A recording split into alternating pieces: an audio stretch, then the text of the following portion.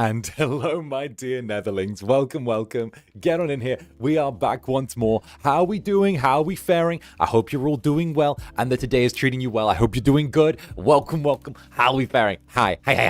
It's Zanny. I'm back again. How are we feeling? It's the start of a new week. It's our last coffee date of 2025. Things are looking like they're going to switch up. How are we doing? Hi. Hi, boss. Hi. Good to see you all, my little Netherlings. I hope you're doing wonderfully. Get over here. Oh, goodness gracious me. Let's go. Goodness gracious. Hi, Zanny. Missed you. I missed you all too. You guys know how it is. You know how I am when I take a day off. Oh, goodness. I missed you guys too. Of course I did. You know how it works. Doing good. Still say, missed you. Of course you did. Well, of course you did. There's so much good stuff to Wait a minute. Wait a minute. I want to bring something back. Wait a minute. This isn't quite complete yet. I don't know. This isn't quite complete yet. I need to nudge something really quickly. This is fine, but like... There we go. That's better. That's much better. There we go. There we go. Perfect. All right, that's what I wanted. That little bit of snow. Since the year's still here, you know, we gotta have that little bit of snow still just about here, right? Aw, yeah. My goodness gracious me. And of course, let me fish out my little mug of coffee as well, because you know how it is. The coffee date isn't complete without me grabbing the little mug of coffee. Where did I put it? It's somewhere right around here. Somewhere around here. There it is. There's my coffee mug. All right. Goodbye, jacket. Hello, coffee mug. All right, much better. Much better. All right, I like this. Energy. So, how are we doing? I'm still a little sleepy, would you believe? I'm still kind of like getting out of bed. I had a bit of a too late night last night, but I'm feeling decent all in all. You know, ready for a little cozy, comfy day ahead. The coffee hand, indeed, the coffee hand. Hey, and let's go. And called Netherbrand FSP Insider. Zaddy, I miss you. Mwah. Well, I missed you all too, darling. Let's get in here. All of you, gather around. Snow nom. Okay, you can eat the snow, Netherlings, okay? But don't come crying to me if you end up getting cold, all right? Oh, goodness gracious me. All right, gather around. So the year is coming to an end, I see. Sorry, I'm a little bit giggly today. So the year is coming to an end, I see. 2025 is wrapping up. It's been an interesting one, right? It's been a very, very interesting one. Hell of a year. And heck, it's hard to believe how fast this year has gone and how much has happened as well, which is absolutely wild. First of all, we got so many cute little new Netherlings as well. Almost 2026. Very true. Oh, goodness gracious. And Freak Bun, thank you for the 2 months, darling. Thanks for making me feel very you may things and you endorsing said behavior. You're beautiful. I aspire to be as brave as you next year. Love ya. Hey, it's all good. It's all good, all right? We support that bullshit in this household. Let's go. And Sarah Cooler as well. Thank you for the super. Morning, Zander. How are you? Have a great day. Mwah. Missed you so much. Hey, missed you all too, honestly. I feel like I got absolutely nothing done on my Monday. I spent the whole day running errands, and I went to like to and from like a package depot twice, and I did some grocery shopping, and I finished off what else did I do? I finished off a bunch of the little like the little like project documents that like you have to submit to FSP for stuff, and then I also reviewed like a thing, and then actually that was a pretty productive day. Wait a minute, that was kind of productive. Wait a minute, was that was kind of I had a kind of productive day yesterday despite not getting out of bed till like 3 p.m. Oh, I was so lazy though. I was like laying in bed till 3 p.m. on like my day off, and I was like, oh, I don't want to move. It was cold and the bed was warm, and every time I woke up, I just went back to sleep, and I was like, let's go. Oh, goodness, right? Made it to the stream. Yeah. And, oh, goodness gracious me. And, my days. Oh, yeah. Thank you very, very much for the super. It's snowing. Nom. Indeed. Classic Netherling behavior, nomming the snow. Love that. We love our Netherlings. And, of course, 𝔂𝓂𝓾 as well. Thank you for the gifted jelly. Thank you very, very much, darling. As well as, Damp Pigeon. Damp Pigeon. How goes Damp Pigeon? Thank you for the 1 month. It took me a while to end up here, but it seems like it's safe to say the door is gone. Thank you and the jellies for keeping me in such good company. Hey, we love to hear a story of a jelly arriving and then being like, tee-hee, and staying stuck here forever. It's perfect. We love that behavior. And of course, Igai as well. Igai, thank you for the 10 gifted jellies as well. The jelly cannon straight out the gate. Thank you, darling. And a big mwah to you as well. It's lovely to see you again. And of course, I say this every single time. Who is that handsome devil in your profile picture? Who is that handsome creature there? Love the look of that guy. Honestly, absolutely most handsome creature I could have seen. Like, incredible. Thank you again, darling. And of course, Joseph likes frogs. Thank you very much for the super. First day after turning a year older. Best way to start my hag era. Spending time knitting and listening to my favorite Incubus. Let's go. I am in fact the favorite Incubus. Okay, would you believe? Would the little Incubus man doing silly unhinged Incubus things? We love it. We love this behavior. The Not So Lonely Riders. Well, thank you for the gifted jelly, as well as 𝔂𝓸𝓾𝓻. Thank you very much for the 4 months as well. Hi, Zanny. I hope you're doing well as always. I'm really glad I discovered you this year. It got 10 times better because of you. Have a good day. Hey, wait, thank you, darling. Thank you very, very much. As well as 𝔂𝓂𝓾𝓻, the artist, the person that did today's thumbnail, the person that's done a ton of Zanny art. It's always lovely to see you, 𝔂𝓂𝓾, and thank you very much for the super. We appreciate you to hell and back. Okay, watching your streams always makes me feel at ease. It's like coming home. Hey, thank you, darling. And of course, I'm glad I'm able to provide that for you. That makes me really, really proud. So thank you so much. Huge love to you. Huge love. And Kappa's Waffles, thank you for the super. Morning, Zanny. It's my birthday, and I couldn't wish for someone better to spend the day with. I know, I'm pretty great. Happy birthday, darling. I hope you have the most wonderful day, and of course, I hope that good energy carries you into the new year as well and sets the tone for the year ahead. All right? All the best to you, darling. Huge love, all right? And of course, from the pre-chat as well, because we can't forget the pre-chat, 𝔂𝓸𝓾𝓻, thank you for joining the Netherbrand, as well as I think it's 7, because, for the 6 months. I want to thank you for being the reason for many Netherlings throughout. I want to thank you for being the reason for many Netherlings throughout the year. What's your favorite snack/cake to eat on New Year's Eve? Ooh. Okay. I think it's Italian, but I like panettone. I like the little cake. I like the panettone cake. The like aerated, like soft, squishy cake. I really like that because like I can eat an entire one of those just by myself, and it's really nice. And yeah, it's a little rich and a little sugary, but like at the same time, it's so nice. And like maybe if you drizzle like a little bit of like melted chocolate on it or something like that, it's a really nice. Panettone is like really, really good. I try not to have it like the powdered sugar on top, just because of the fact that like, listen, I can only be so unhealthy, all right? But it's my favorite. It's one of my favorite cakes. It's up there. I love it.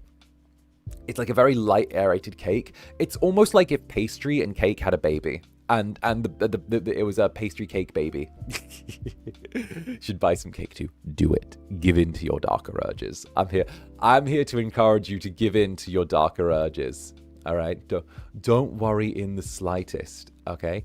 I'm here to make sure that you enjoy freedom and all of that stuff. And hell, it'll be great. It'll be great. Okay? Just wait. I'll become even more evil soon. This is not my final form. I'll become even more evil. Give me time. Goodness. Let's go. And of course, Rosella as well. Rosella, thank you very, very much for the super. Hi, Zanny. Hi, Netherlings. I got to meet new people in the FSP community in 𝔂𝓂𝓾𝓻 2025. So many warm smiles. Cute and wonderful cosplays and cool fan-made merch too. I can't wait to see them again. Hell yeah.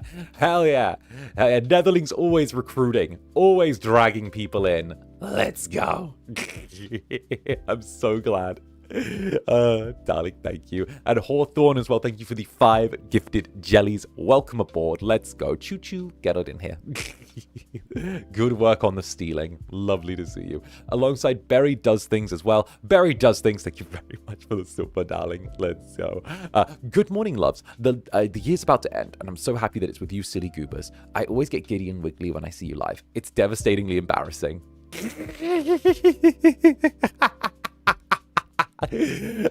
Netherling behavior being like, okay, so what's this I saw on like Sunday where I've ended stream and literally I open Twitter and the first thing I see is someone going, Zani Doko?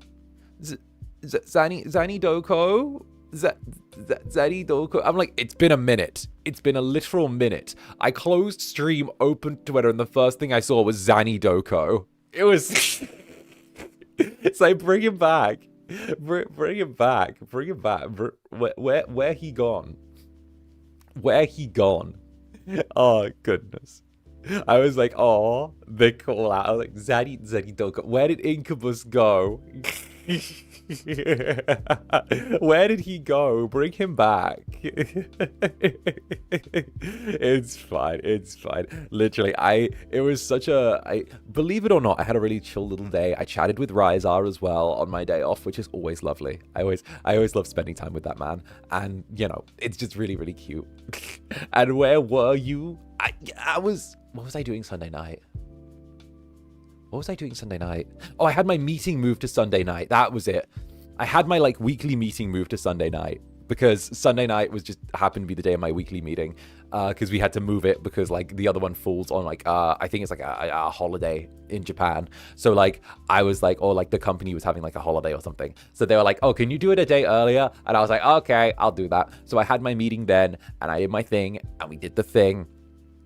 And Zander Man, I said hi, and I was like, cool, what's good? And, you know, it's good. It's your fault for spoiling us so much. Yeah, but I like spoiling you, so it's a win-win. And Just a Psycho as well. Just a Psycho, thank you very, very much for the super. My perfect day, listening to Zanny yap while I romance everyone in Mystria about my name. YouTube hated the other one, so I changed it to appear in 𝓂𝓼𝓾𝓻. How dare it? How dare it? But like the cute little penguin being like, I'm not a site. YouTube has done you a disservice. YouTube has done you a disservice. Hey, the new you, I love it anyway, but still, you have been, that was a disservice by YouTube, okay? You'll always be a psycho to me, okay? You always will be. Never forget that. And of course, Psycho, thank you for the 21 months young. Time really flies. Almost can't believe we've been here for nearly 2 years. Here's to many more. It's 2 years. It's 2. I'm old. Oh, I'm becoming an elderly VTuber. What the fuck? Oh.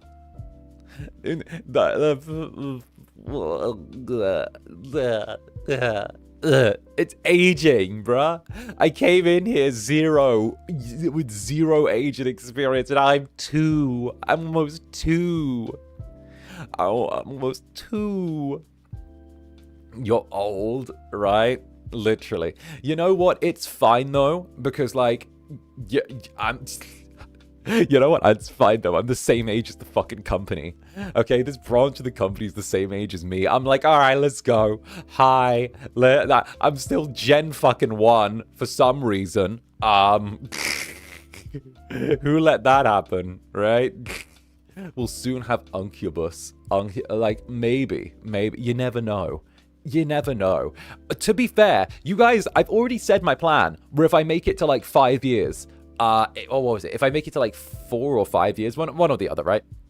I'm gonna go, I think it's 4 years. If I make it to 4 years, I'm gonna go with like a Zaddy model. I'm gonna go with like an older man one. I'm gonna age up to like middle age. I'm gonna become like an older man. That's the plan. If I get to like 4 years, it's gonna be older man, and then and then the one after that, I'm gonna like run it back and be a 𝓱𝓸𝓼. That's like the plan. That's the fucking plan. If I manage to make it to that old, then I'll like go forward and then I'll run it back. Like, Waiting patiently. Right. What was it? If I make it a 4, what was it? 4.0 or like, I think it was like 4.0 or like, yeah, I think 4.0. I'd go with like older man thing. You know what I'd go for, right? Because I'd still want to keep like the elegant aesthetic. Since we already played Final Fantasy 15, I'd want to go with like Arden's aesthetic, where like he's like a tiny bit scruffy around the edges, but also like really well put together, and has like the little like long coat and the purple button up and stuff like that, and like the like kind of nice flowy clothes aesthetic like that. I'd go with like something like that if I was going with like that kind of aesthetic. You know, if I was gonna run it forward and make myself older, like I'd go DILF Zanny. How is no one drawn you in the Vivian Westwood outfit? Yeah, I know. The Vivian Westwood dress. And Necroyasha, thank you very much for the super. Hello, Zanny. It's the last coffee date of the year. You've brought so much joy and comfort to my life over the past year, and I'm so grateful for you and Club Netherbrand. It was wonderful spending last year with you, my darling Zanny, and my sweet fellow Netherlings. I look forward to another wonderful year in the club, and whatever you have in store for us. I got plenty in store. I got plenty.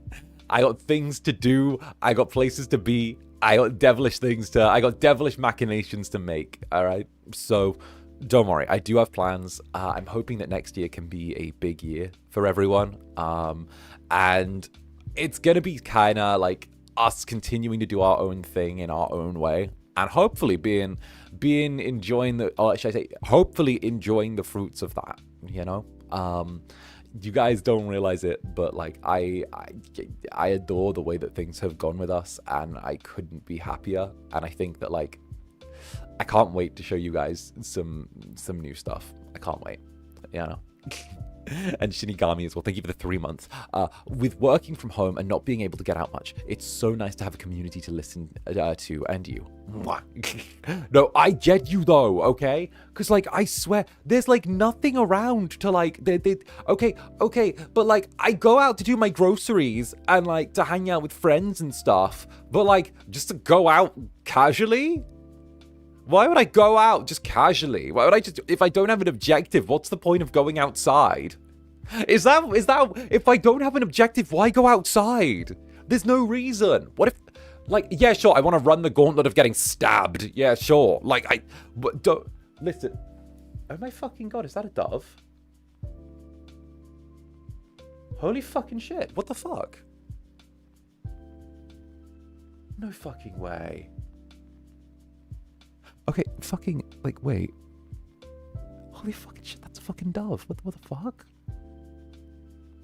No, a fucking dove just landed on my window and is staring right at me. What the fuck? Hello? Hello? Like, it's just hanging on the outside of my window staring at me. What the fuck? Hello? Okay, it's gone. Okay, it's gone. Wait, what the fuck? Wait a minute, sorry. That was a, sorry. Yeah, it just like flew up and like, was like tapping its beak, and I was like, the fuck? I was like, clearly time for the angel form to come out. Nah, I'll leave that firmly to Ash. I love my ADHD Oshi. Listen, no, because like it was a dove. Like it was a random burb that just sat on my window and was like staring at me through the glass. I was like, what the fuck? It wanted food? Well, I'm not giving it food. I think it just saw how beautiful I was. There. You know what? We need to add a window to the club at some point. We need to like take out some of this like back wall and like add a window or something. You know, we need to add something. We need to have an outside. My days. And of course, Antoinette, thank you for the 21 months, darling. 1 month older as another branded, and a few things I'm never going to do on a New Year's holiday. Give you up, let you down, run around, desert you. That's crazy, because there's a few things I wouldn't do either, which would be make you cry, tell a lie, just to hurt you, you know? You know, I feel you with that. I feel you.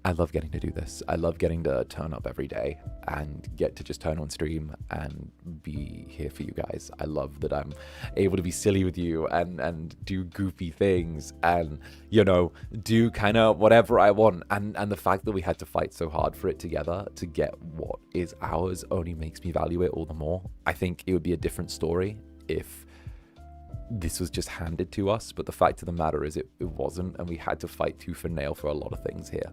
And some of it's been public, some of it's not been, but either way, the fact that we got what we got and there was a struggle for it makes me appreciate it all the more. And I hope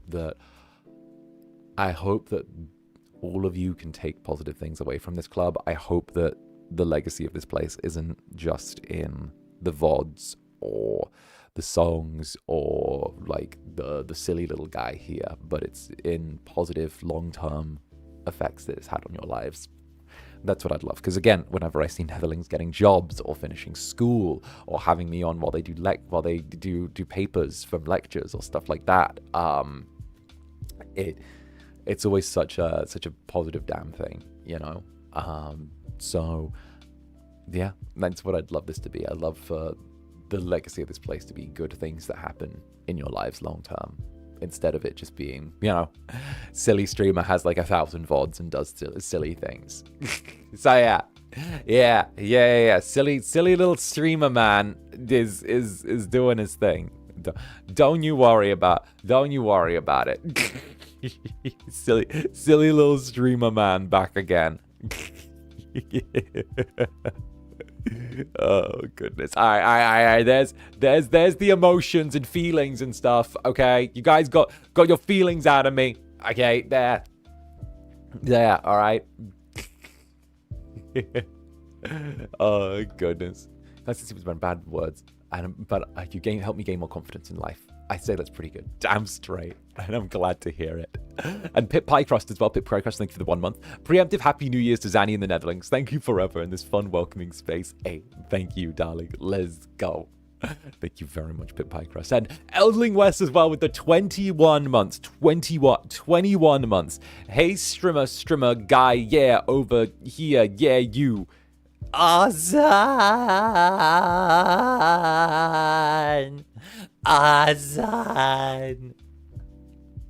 Arson.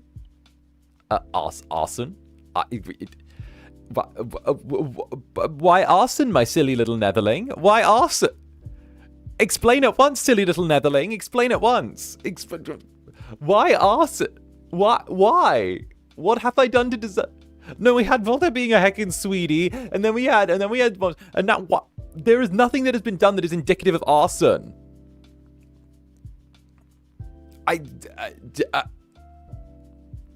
Okay, because Netherling. That's why. Good. And Moxie, thank you for the super, darling. Had a dream about you owning a cat named Degmunt. I've never owned a cat. I had a cat called Lucius once, but it wasn't mine. It was my roommate's cat. Well, it was my housemate's cat, who was like her and her girlfriends, the lesbian couple. But the cat seemed to only prefer men and used to ignore his mothers and instead just hang out with his uncle Zanny instead. And like, it would be a whole thing where like one of the mothers would get like weirdly pressed about the fact that her own cat would ignore her and just walk over to me. And like would do the whole thing, and it was the whole thing where like I used to be like editing audio in my room, and then the cat would start headbutting my like forearm until I put a hand on its head, and then it would just sit there with my hand resting on its skull the entire time I was editing audio, so I had to do it one-handed, and if I took my hand off, it would scratch me. And I'm like, okay. So this little angry gay cat would always be like, I'm going to now ignore my mothers. Goodbye. And like when the mothers tried to remove it from like, and like when his moms tried to like take him away, he crawled under my bed and sunk his claws into the underside of the mattress so they couldn't drag him out. And like literally, like it would be a whole thing where he just didn't want to spend time with his mothers. It would be like, I want to spend time. Be gone from me, lesbians. I wish to spend time with Incubus. Be gone from me. You have raised me. You have done your motherly duties. I have no more need of you. You have been discarded. This is an Incubus now. I choose to acknowledge this creature. Go away, mothers. I wish to spend time with Uncle. Sounds accurate. So, mothers, if I did, you'll hear from me if I require food. In the meanwhile, leave me with Uncle. Oh goodness gracious! It was literally that, because like the silly little gay cat would be like, okay, I'm leaving now. And then one of the mothers kidnapped him from the other mother and like ran off to Italy. So then the other mother like went along and like broke into the apartment with her dad and stole the cat back. So, you know, all in all, interesting one. The cat was our predecessor for sure. Right? That was the whole thing. Yeah, they broke up. So this is a quick version of the story. Some of you might have heard this before.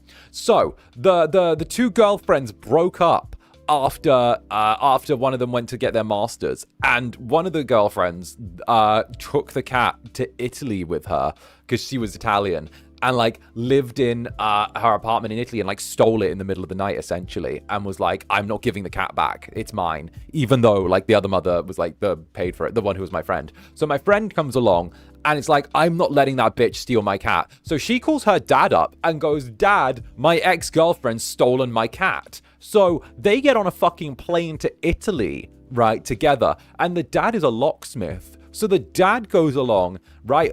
They wait outside her apartment until she goes to work, right?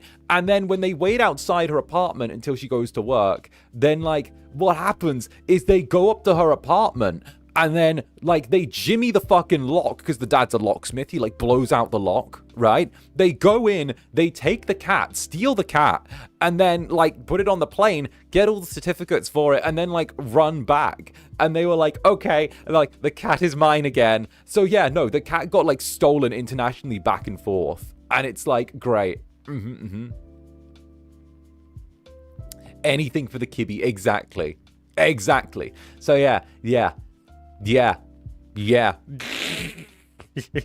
And Elderly Wes, maniacal laugh.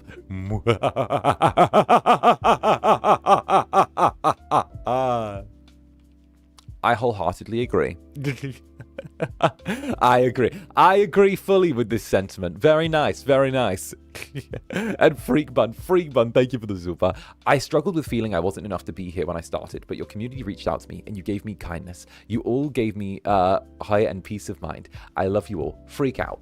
Hell yeah. Well, the Netherlings are so welcoming. Nah, you don't need to be enough to be here when just being here is enough. The Netherlings are heckin' sweet, okay? Like, my little jellies are always, like, giving other little jelly, like little check-ins to see they're okay. The jellies are always like, ha, yes. And, like, listen, Freak Bun. In the nicest way, okay, you, like, speed ran your way into being a freakling, all right? You Naruto ran that shit, okay? If there is, like, you're a very valid jelly, okay? You speed ran your way into freakdom. Like, if that's not jelly coded, I don't know what the fuck it is, all right? Literally just turns up and goes, I am freakling, hi. Just runs it, like, that is, come on. Freaklings are a deeply entrenched and core part of the Netherling ecosystem, okay? It's like a symbiotic relationship in there. You know? Respect the game, TBH. Exactly. You got to respect that level of game. All right. You've got to put over that level of game. You can't not acknowledge that. There's a certain degree of it being like, oh, you know, it's crazy. It's crazy. You know, without Oprah, there wouldn't be Dr. Phil. You know, you get my drift? without one person doing things in a slightly less exploitative way, there wouldn't be Dr. Phil doing things in an even more exploitative way.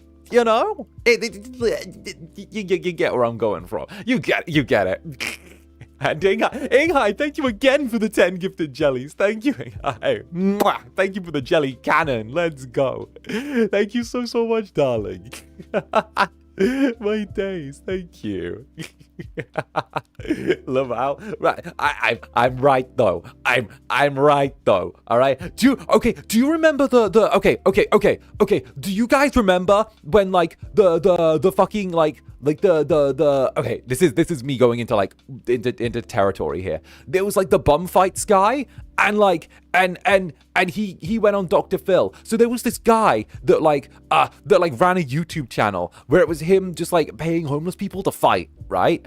And like Dr. Phil invited him on his show to be like, oh, I'm gonna call out this guy and be like, and show and say what a bad person he is and all of that stuff, right? And like try and get him to mend his ways. So like literally, it was like, cause like it was that. And then the guy who ran the fucking YouTube channel, who paid like fucking homeless people to fight, turned up to Dr. Phil's show in a bald cap and a suit, dressed as Dr. Phil, and like turns up and goes, well, we do the exact same thing. It's just you make more from it. We do the exact same thing. We parade out people to do stuff for others' entertainment. It's the same thing. And he was like, get off my show. And I'm like, well, not gonna lie, that's kind of low-key a perfect parry. The guy hit a perfect parry. The guy hit a perfect parry and got himself kicked off with Dr. Phil. I gotta respect the game. I do not remember this. I think I was in middle school. That was many years ago, right? No, I know you're cool. No, I know you're good. I know you're a grown adult.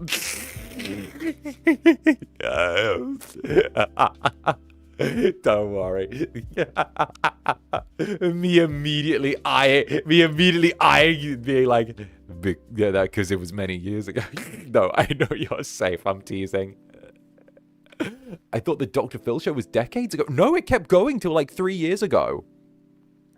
It was because like it stopped being, the Dr. Phil show stopped being a thing.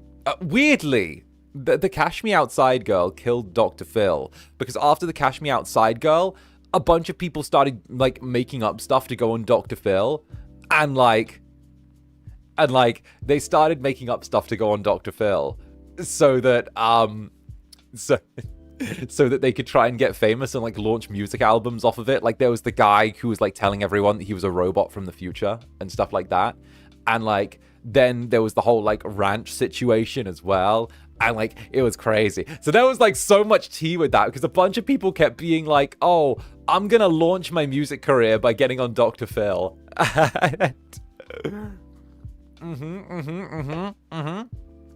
It was like the quick way to launch a music career, which is kind of wild. Oh, goodness. And of course, Genesis Zora, thank you very much for the 7 months. Looking back at how much I've drawn this year, and somehow your face is there for like 9 out of 12 months. What the fuck? Happy 7 months. This jelly is happily stuck. Hey, listen. We gotta give you credit though, Genesis, because after all, okay, it was this particular jelly that was responsible for Nether Bliss November, okay? We had Nether Bliss November over there as well, which, Genesis Zora was a strong proponent of. All right, there is many things there. All right, great. All of the smut that you could desire. It's great. Oh, goodness. And of course, Hotaru Lamfred Garden as well. Thank you for the 1 month, darling. Let's go. 1 month. Always fun to hear you yap with the other Netherlings. You guys, you always make my nights so cozy. I love you guys. Anyway, arson.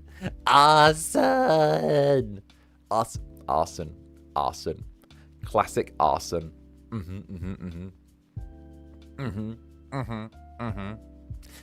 We love a little bit of arson. We love a little bit, just a little bit. And of course, Necroyasha as well. Necroyasha, once again, what is up, darling? I was watching a certain other streamer with a certain easily foldable audience. It was fun to watch them fold, but I am immune. It made me miss you more. It is rare for me to ask for such a thing, but please, make me fold.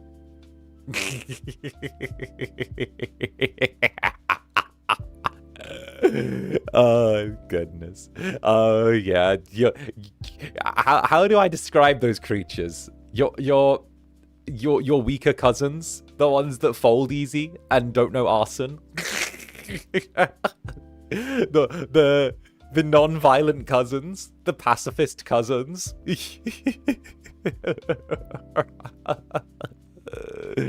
Oh goodness, right?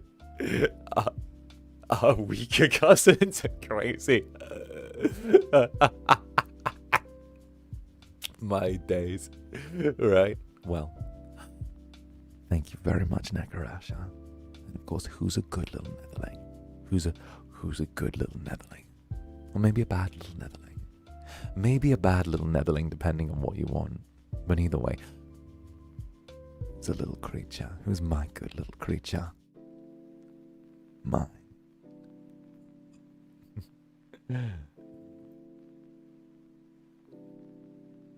Who's my little devil that belongs just to me? Yeah. Back up, Incubus, leak. I think we both know you don't want that. Not in the slightest.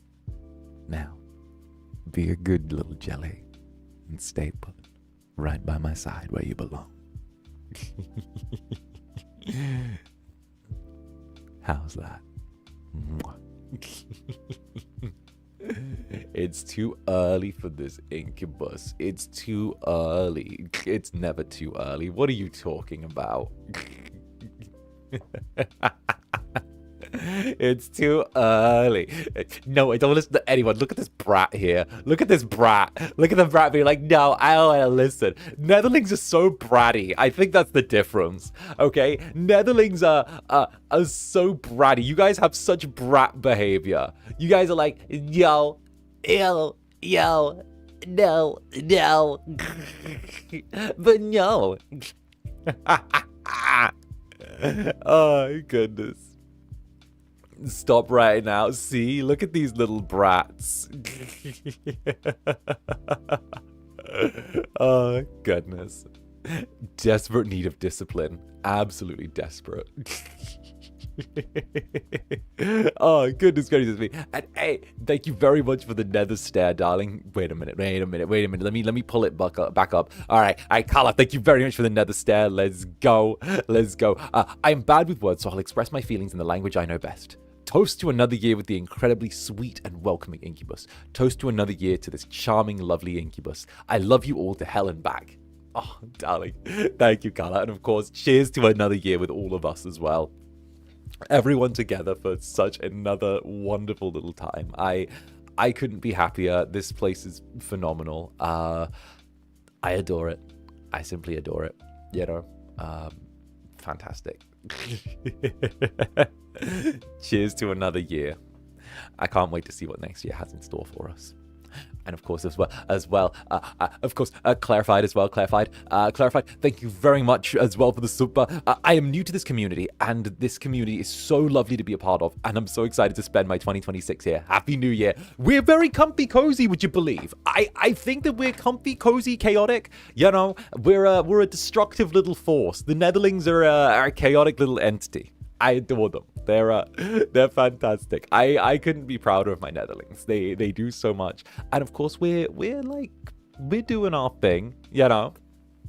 We're doing our thing, and like, you know, we'll try and keep our fingers crossed, see what crimes get made, you know, see what crime happens. Oh, goodness. And of course, 𝓂𝓸𝓼 as well. 𝓂𝓸𝓼, thank you for these 7 months, darling. Happy 7 months. December is almost over, so I'll let you perceive me again. Lol. We'll be out the clear again, so happy New Year to everyone. Hey, happy New Year to you too, darling. I hope the coming year is filled with wonderful things for you. And Stormy Club Netherbrand's resident spider catcher as well. Thank you for the 13 months. How has it been 13 months already? It seems like I just got here yesterday. Yeah, I know I'm here for the long run. Love you. When Netherlings turn up to the club and you guys are like, it's so cute though when I see you guys be like, wait, what do you mean I've been here 6 months? I came here 2 weeks ago. Wait, what do you mean I came here 2 months, 6 months ago? What do you mean? I've only just got here. I'm new. I'm really, really new. Right? Right? I'm new. I just got here. Where are the doors? Oh, look, Incubus, I'm fine. That's you guys. Like, oh, wait, look, Incubus, it's fine. Don't worry about it, Incubus. Wait a minute, it's fine. You guys are so cute with it. It's like concern suddenly dropped. Hey, Incubus. And oh my days. And Idle Boys as well. Idle Boys, thank you for the 21 months, Idle Boys. 21 whole months. My dumb self got Dr. Phil and Dr. Oz mixed up. I haven't watched normie shows in ages, forgive me. Also, happy 21 months. Okay, but normie shows can sometimes be good, alright? But only if you're watching them on, like, YouTube. If you've got them as, like, background noise while you're writing something or doing something. Sometimes I have, like, normie shows on just for that.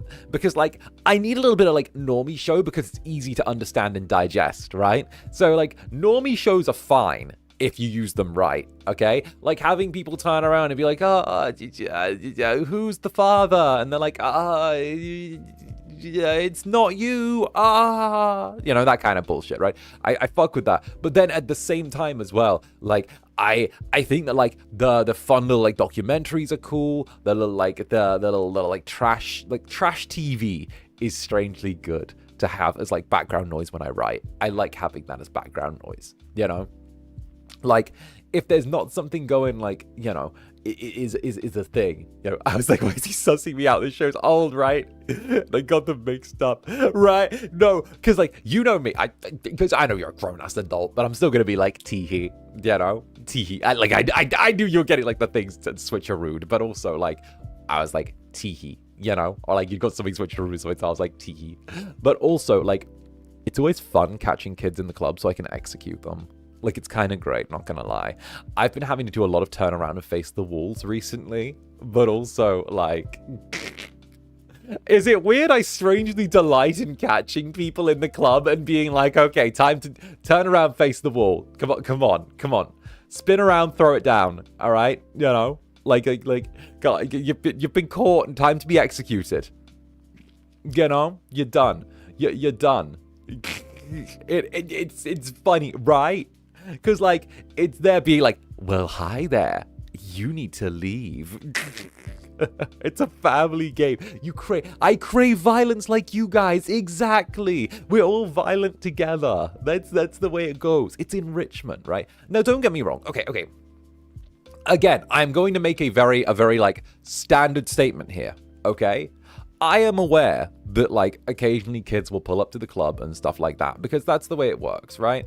And, like, I have no direct issue with, like, someone doing that shit, because of the fact that, like, how do I phrase this?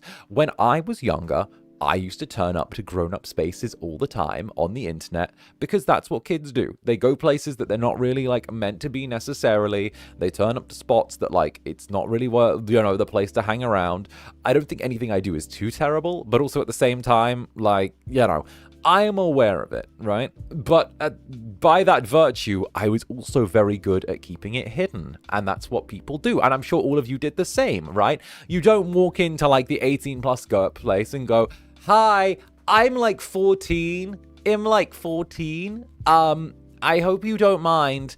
By the way, what's a sex? You know? So I'm like, bruh, like, don't do that, okay? I got no listen, if you're doing it, don't let me catch you. And if I don't catch you, then it's fine, you know?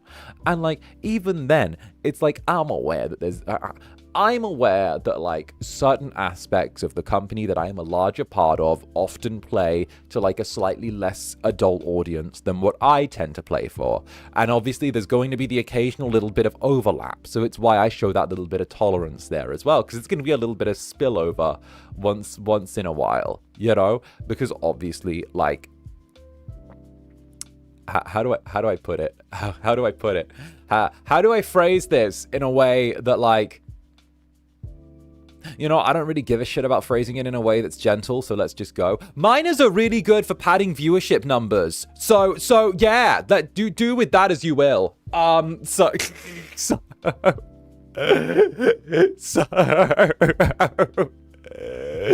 So like, you know,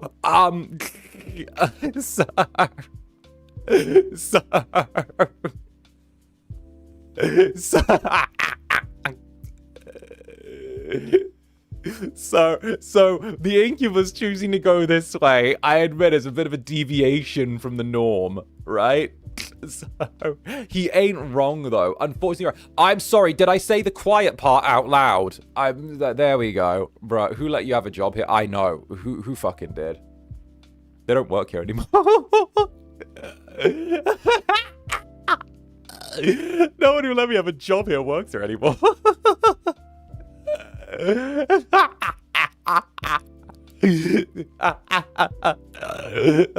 There could never be another like me. The route's closed.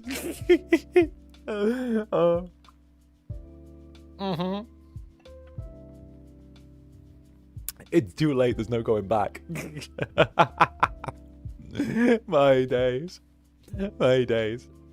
And of course, Ingai, thank you very, very much for the super. How goes, darling? Zanny, I got 3 of my wisdom teeth extracted today and it hurts like hell, but it gave me an excuse to come home after a long internship. It's hell. Keeping me away from vitamin Z. Well, first of all, okay, good job getting the wisdom teeth out, okay? You must have been heckin' brave. I had 1 out and I was, like, out of commission for a week. So the fact that you had 3 out is really impressive. But also, be sure to get some rest. I will be here, like, doing my thing all week, okay? As usual. So take your time. Enjoy, okay? I'm going to keep you company as you get better. I hope they didn't have to put too many stitches in your mouth or anything like that. And I'm hoping that it's a fast recovery. I remember my wisdom tooth coming out. I probably had to deal with it for about 10 days. I had 10 days that I had to, like, rest and heal for. So, don't even. It was an interesting one as well, because it was like, what was it? It'd come in like sideways. So they had to like break it below the jawline and then like take it out that way and like then do like the drill downwards into like my jaw. So I was like, it was the one where I had to have like part of my jaw removed. So like, fancy, you know, just a little bit of the jawbone like shaved off. Oh goodness. They gave me gauze and told me to go home and rest. I got 6 stitches. Okay, 6 isn't too bad. That's not too bad. That's not too bad. That's not bad though. Like 6 could be way worse, you know? 6 could be way worse. I know they what is it? Okay, this is like a bit that always makes me go Lee. But like they stitched part of my cheek to what is it? They stitched part of my cheek to like the part that they'd opened to like act as an anchor and cover it. So I couldn't open my mouth all the way without feeling something tug on the side of my mouth and like make it sore. And it was terrible and I hated it. And I really wanted it gone. And I hated it for 10 days. And like it was a thing. But it was the time when I was getting the bus back and my face was all swollen. And like I did the thing where like I opened my mouth and had all of the blood come out when the old man was staring at me. So that was a thing. Because like that was great. Loved that. Because there was like this old dude who so like there was this old dude who was like staring at my face being all puffy because obviously I had a wisdom tooth out because obviously like it was like, you know, it was wild. And like because obviously, you know, I had a wisdom tooth taken out, like part of my jaw like shaved out as well. And like I had and because it makes your face really puffy and everything when that happens.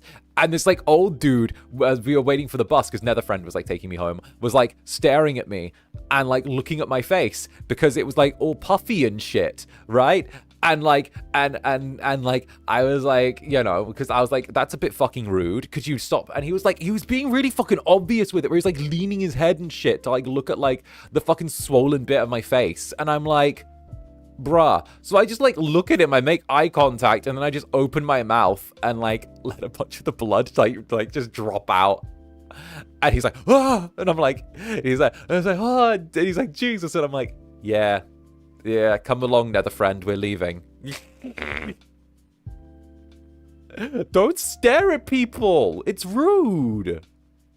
It's rude. Right.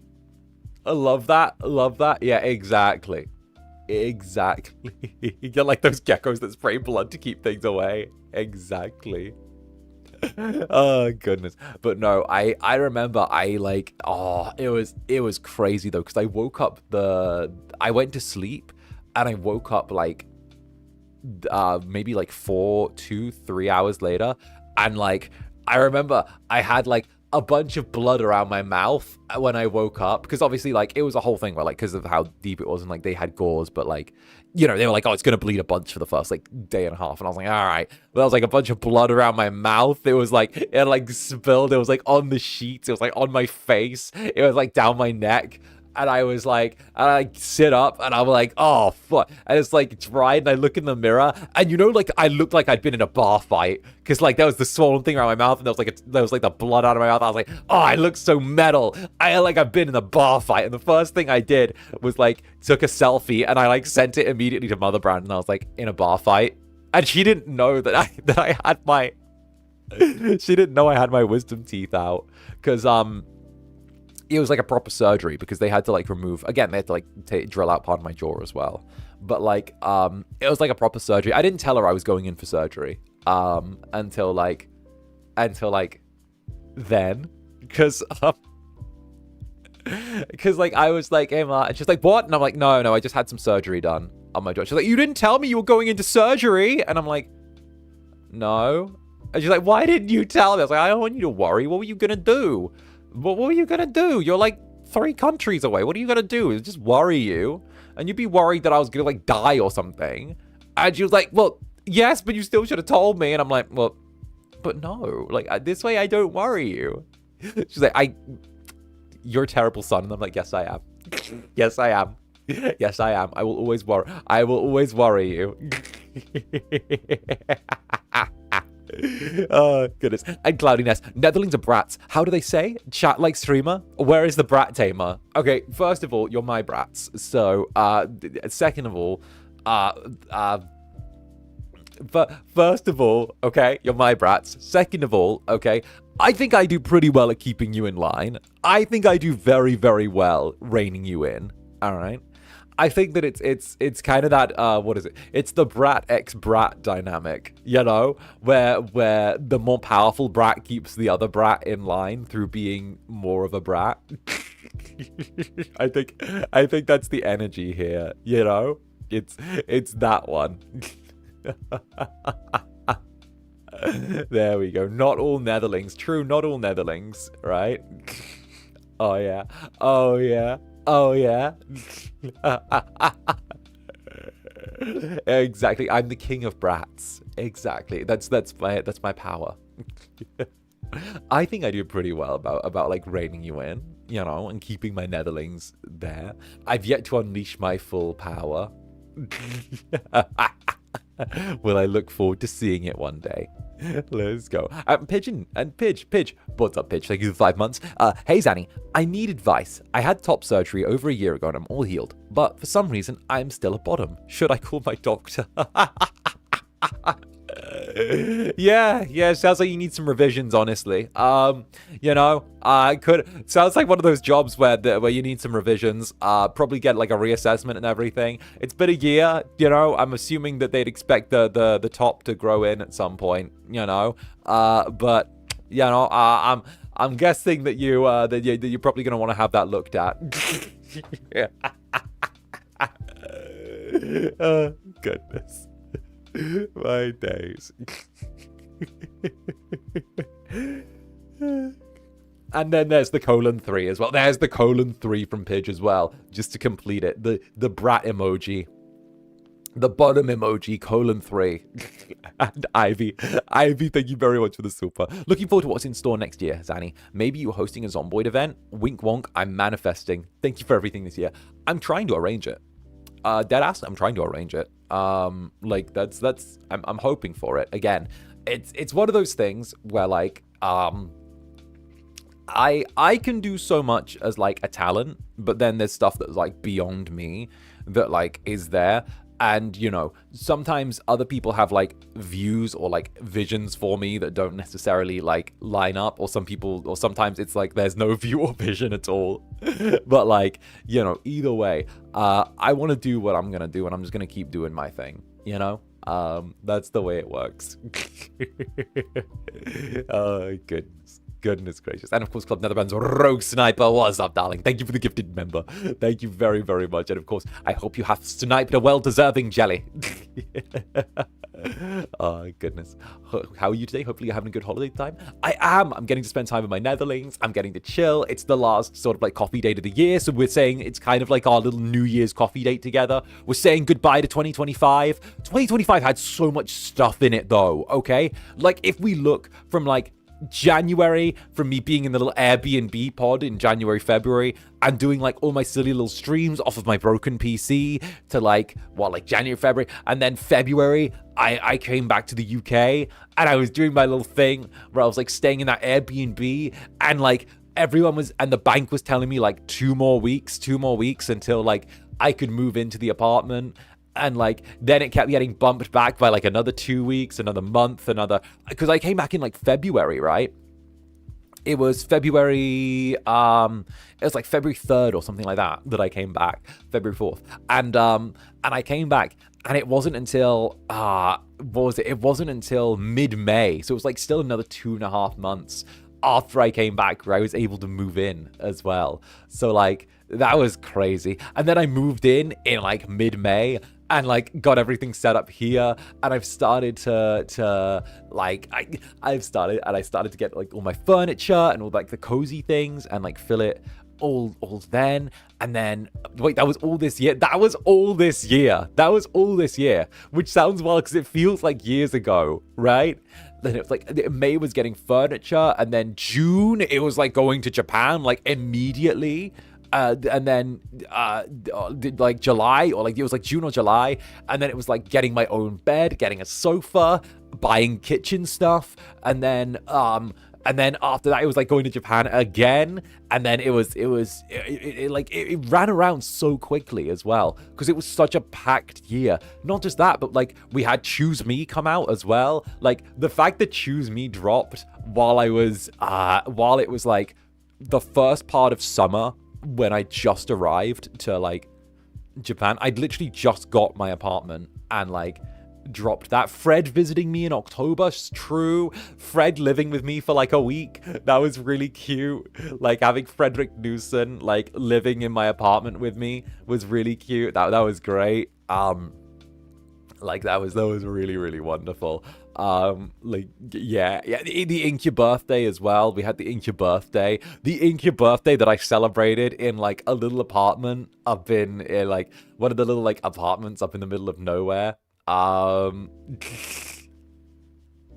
Like it was great. It was fantastic. I really liked that. That was like the most memorable stuff, honestly. Really loved it. And of course, Alia as well. Alia, thank you for the 5 gifted jellies. Thank you very, very much. Welcome aboard those who have received as well. Thank you, darling. As well as Hannah CCK as well. Hannah CCK, thank you very much for joining for the 4 months of Netherbrandedness, darling. Thank you for the 4 months. I can't believe I got sick just before New Year's. I think I'll spring back up tomorrow with some wushoos and sheep piles. Hey, all good. Rest up, get better, do the thing. I will see you back again soon, okay? Rest up. We'll be celebrating something together, all right? The new year, new Incubus and all of that, right? Or I guess New Year sometime next year, new Incubus, I suppose. Some anomalous time next year, new Incubus. Or thereabouts. Give or take. Oh, goodness. New year, new Incubus sometime in 2026. There you go. And of course, thank you very much for the 21 months. Hi, Zanny. I didn't expect to be so active here in a homey place. You helped me open up, and now I'm not alone anymore. I'm ancient here. No. But I love it. Exactly. You're a little elderling, though, okay? 21 months. You've been here for the longest time. One thing I do love is, like, the amount of people that were like, I never thought I'd be active in a community. Or, like, I'm not used to, like...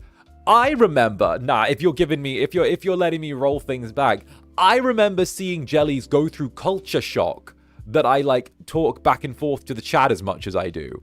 And being like, oh, look, the Incubus is, like, yapping to us, like, regularly. What the shit? What the fuck? Why?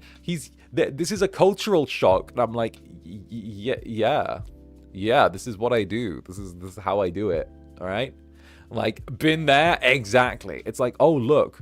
Oh, look. Oh, look. It's always like, okay. But, like, yeah, I remember that, right?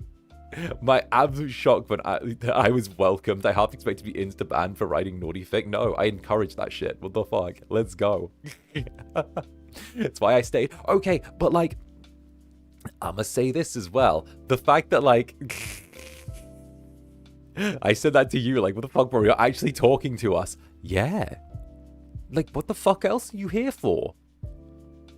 Like, I get that, like, you know, it's like you can want to watch something, but, like, I think that, like, being interactive is cool. Look, it's not that, it's how I want to do streaming, and how I want to do streaming is I want to focus on you guys, all right? So there you go. There, it works, right? Like, it was like, huh, this is a strange cultural thing. So you people act like this?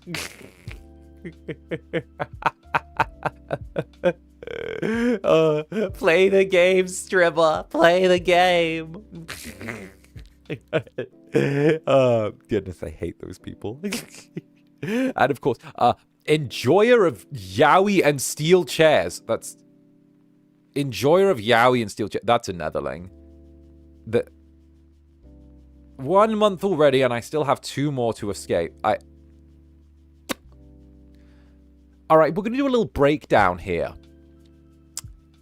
Your profile picture is a cat with the bisexual flag colors over it.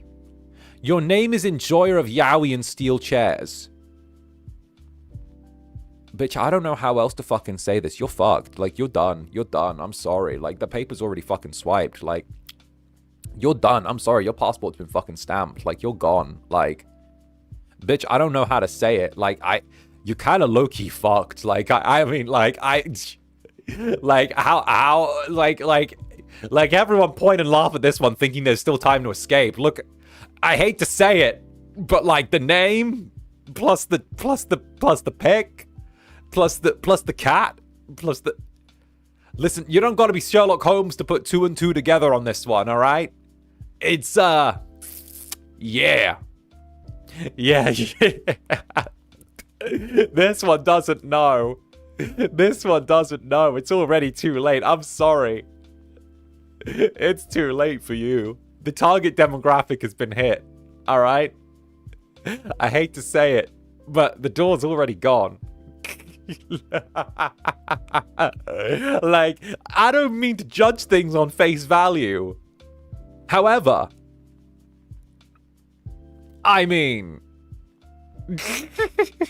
Used to be a lurk, but it tried to do so much fun. Exactly. Oh, goodness gracious me. And of course, let me catch up for a hot second as well. Lucifer as well. Lucifer, thank you very, very much for the silver. I can't express myself in words much, so I draw. And I've only been here 2 months, and I've already created 166 artworks, which are you or Netherling related. Love you.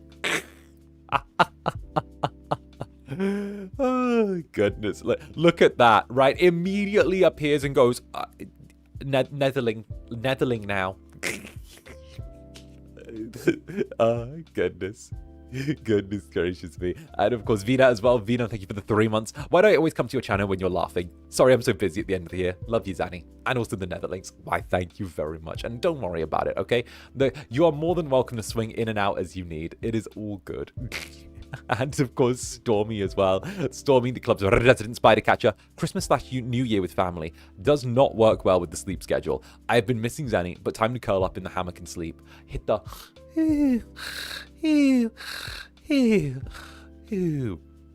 That one. Hit the honk shoes. The honk shoes, as it were. All right. Give me a second. All right. Okay.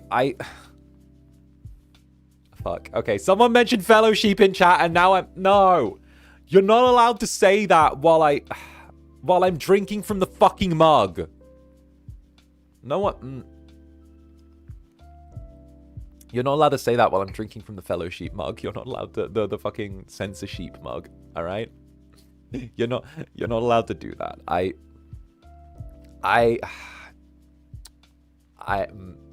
I'm gonna be careful how I phrase this. I'm gonna be very careful how I phrase this. One of the biggest pleasures of this year, and this is something that will stick in my memory forever.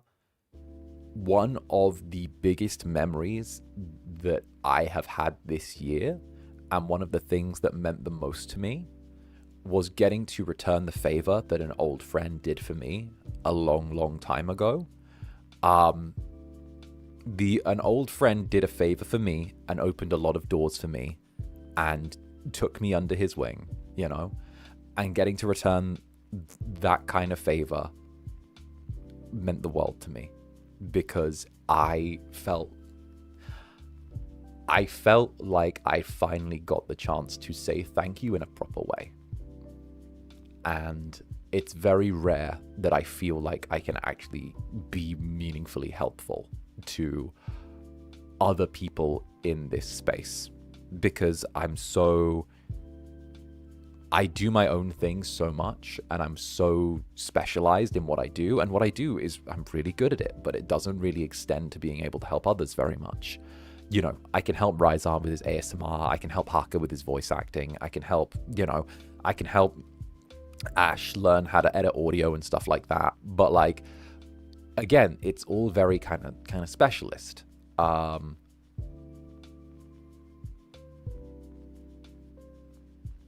And being able to repay like a very old favor felt really good, you know. So yeah, that's my emotional moment. Also, like the great friends as well. The great friends I made this year. A bunch of friends went to the great VTuber hole in the sky, which was interesting. We had obviously, you know, Nick, Fred, Athie,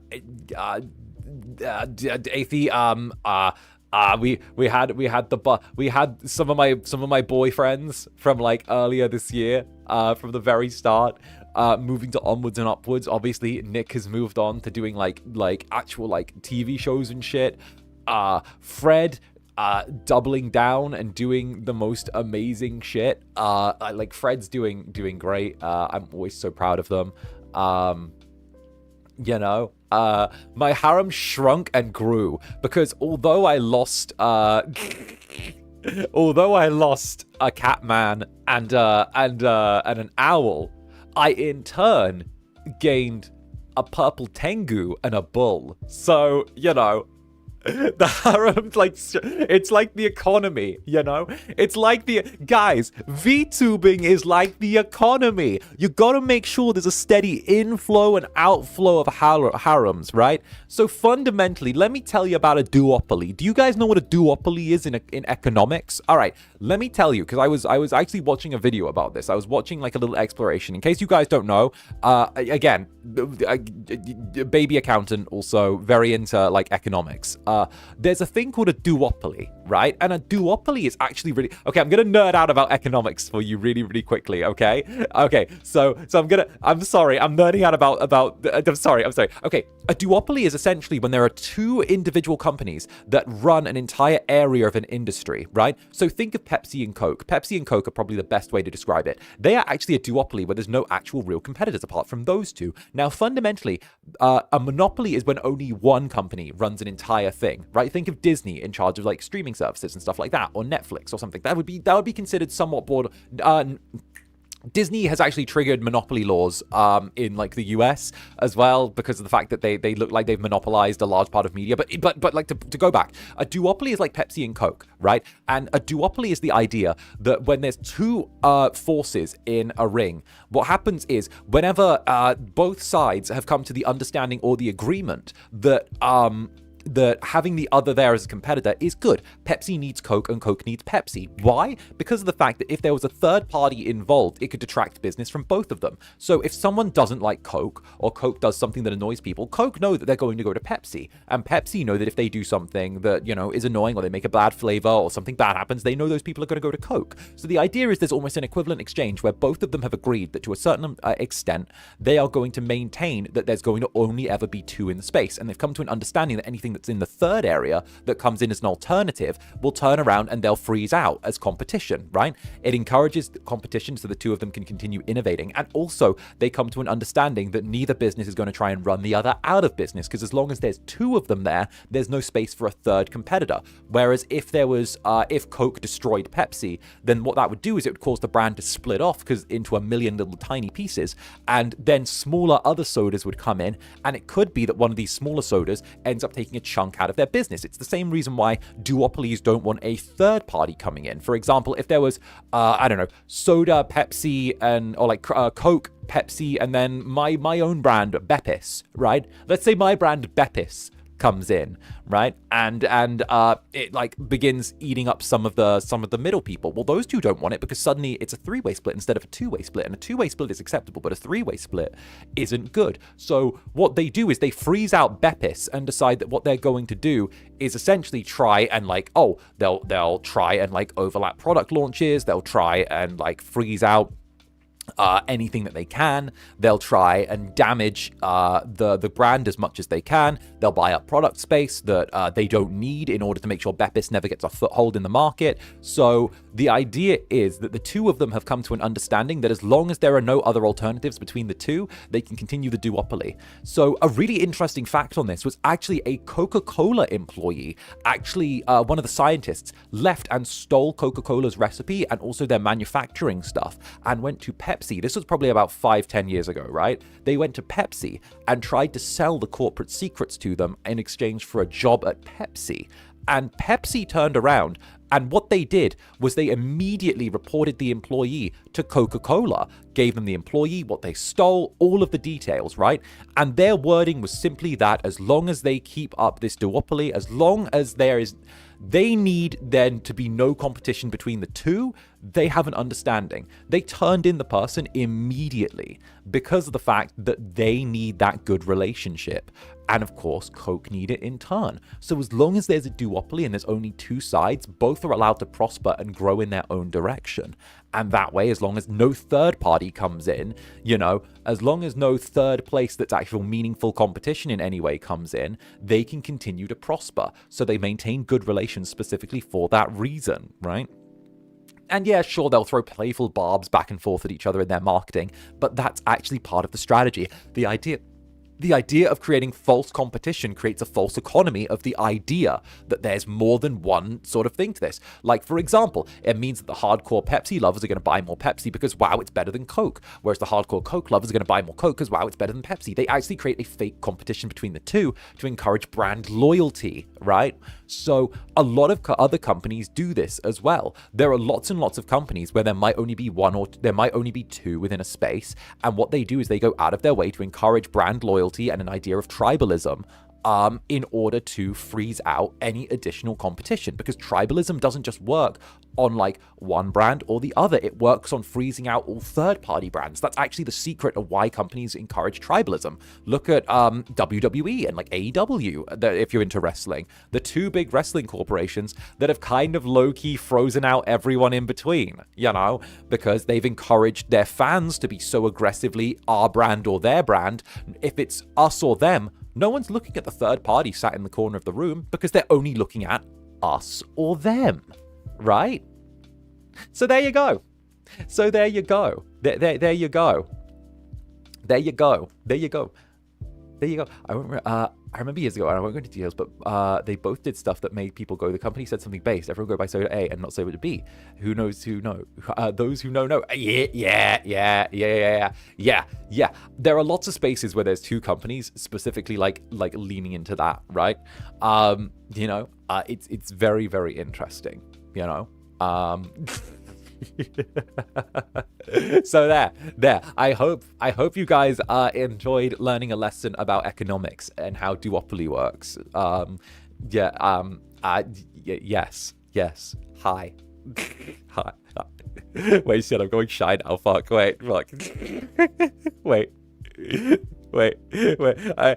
There. Yeah.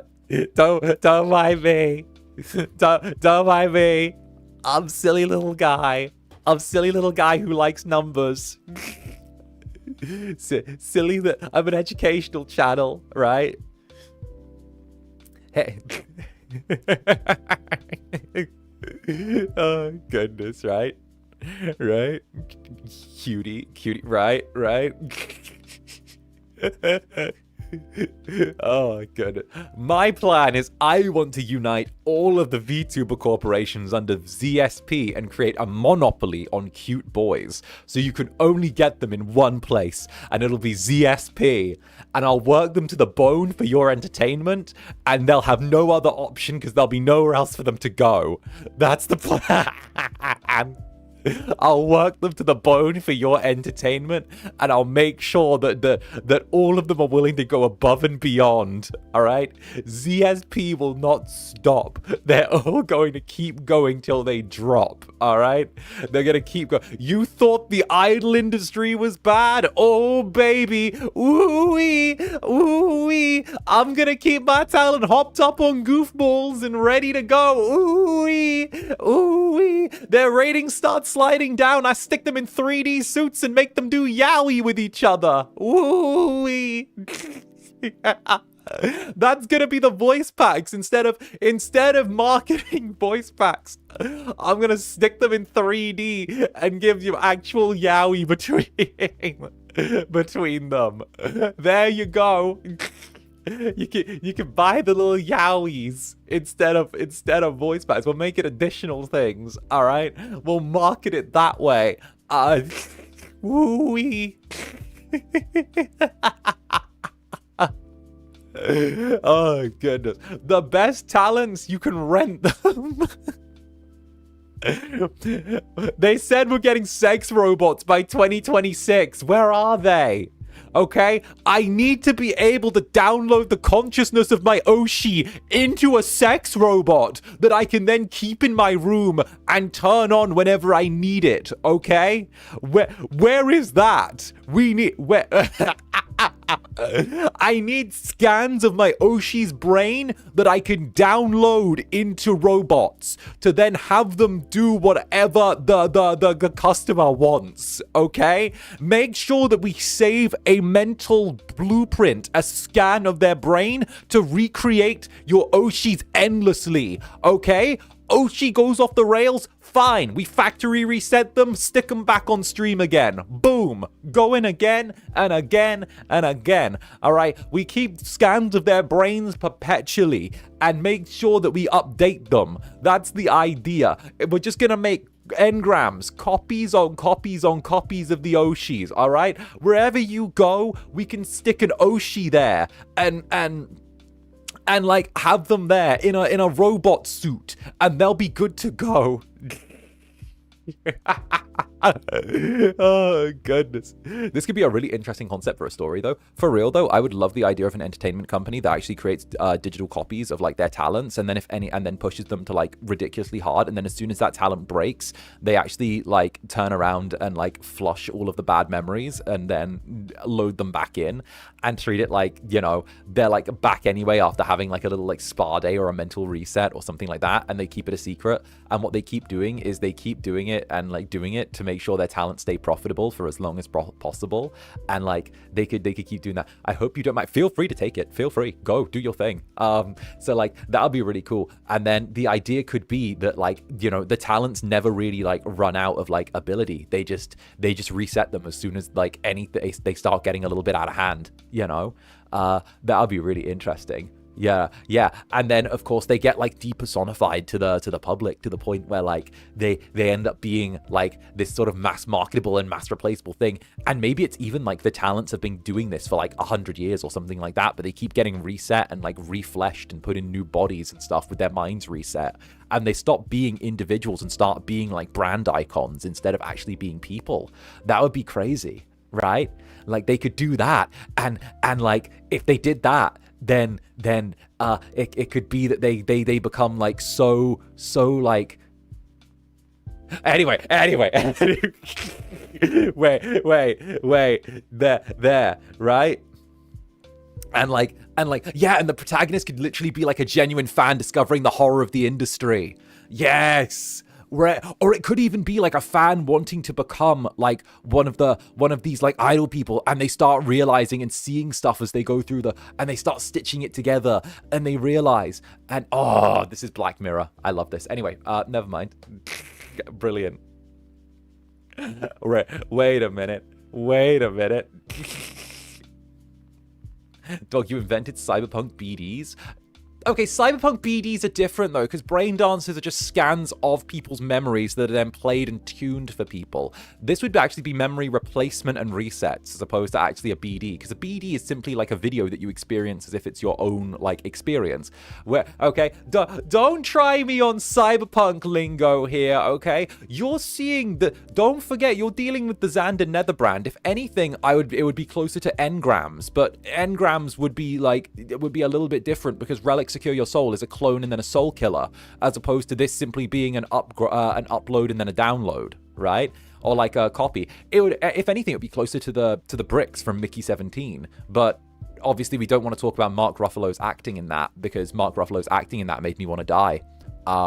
Mark Ruffalo really did a terrible job in Mickey 17. I'm not even gonna lie, the man was awful. Like, I mean, come on, go back to being the Hulk. I did not like the dude. He put in the most low effort performance in Mickey 17 I've ever seen, right? Like, I get that it was meant to be a parody, but like, you still have to have a character behind the parody. Right? My days, like, it was like, I never thought it would be me saying Mark Ruffalo was the low point of a movie and the fucking dude from Twilight was the high point of a movie or some shit. Like, I never, no, it wasn't the dude from fucking Twilight, was it? It was, either way, right? Either way, right? I think it was the dude from Twilight, actually. I think it was. Either way, right?